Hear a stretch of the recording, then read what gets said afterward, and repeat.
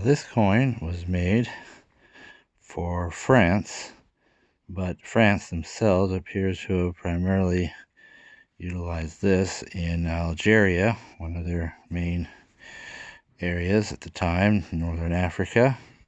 And so I properly say that this really kind of ends up being for French Algeria, but it's a French coin, liberté, égalité, fraternité. There's your French slogan, 2 francs. So you do a lot of 2 franc pieces. 1944. And there it says France. Really not much to it. It is the kind of scroll work one would often find on French coins. Note again the brass quality of the coin. This is another coin made of brass. So, moving to the next thing, we move to something more specifically allocated to a French colony, and that is called, in the catalogs, French Indochina. Now, French Indochina actually consists of the areas which is now comprises the countries of Vietnam, Laos, and Cambodia, all taken together. All 3 were under the French, and perhaps as different provinces within the French colonization. So all of them taken together were called French Indochina, while the French were still in charge over there. Now there's a 1 cent, the République Française. It's hard to see that. You can just barely make out the 1 cent. And it also has the date 1920. Indochina Français, French Indochina. And then there's the Oriental characters there. That's the more common one, that's widely known. In 1920, they of course also had this. This would be the 10 cent. That's also 1920. There's no mint mark on these, by the way. Indochina, and then on the bottom, Français, 10 cent. And they even made a 20 cent piece. Not too bad looking, actually. République Française, 1920. You can actually see the name of the designer on there, not that I can quite make it out. Indochina Français, 20 cent. So, now next year, this one was so unusual that the original Altz and Barton actually doubted the existence of this. As you can see, it's actually a fairly nice specimen. République Française, 1 cent. And you see there's a bar underneath the word cent. If this was made in Paris, there would be a letter A.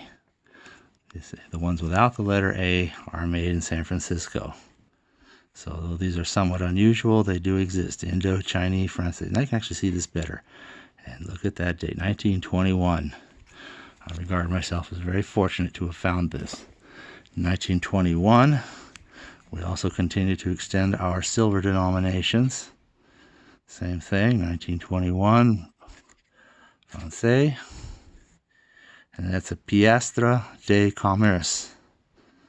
So, Chitra 0.900, Poise 27. So this is basically the same as a silver dollar. It's 90% silver. It's 27 grams. Well, 27 point something. It just rounds to the nearest whole gram. But I'm sure it's 27 point the whole rest of all those digits. Now, more of those continue to be made the next year. This less impressive specimen at least speaks for that next year. So that's the same. Okay, and that's it until almost the time for the war. Now here we go. République Française. And it says 1940. Now on the back, there aren't actually, this made in San Francisco, but the 2 little things there, one under the O of 10 and the other under the C of cent, those are what's known as privy marks. And those marks, depending on what they are, indicate which of several different French mints the dies were made at. And that's all that really means, because these coins are actually struck at the San Francisco Mint, and which in fact made all of these coins. And then 1941, a fairly similar design. And you can see that. Now, here's another one. You look carefully, and there is at the very bottom there, just to the right of those stocks, the familiar S mint mark. 10 cent. There's also here, this very choice specimen here, Republique Française. Again, I think I can almost make out that designer name, 1941. And here it says Indochina Français, French Indochina, 20 cent. And again, at the base of the stalks is the letter S for San Francisco. And that's really what we have for French Indochina. So, that's it.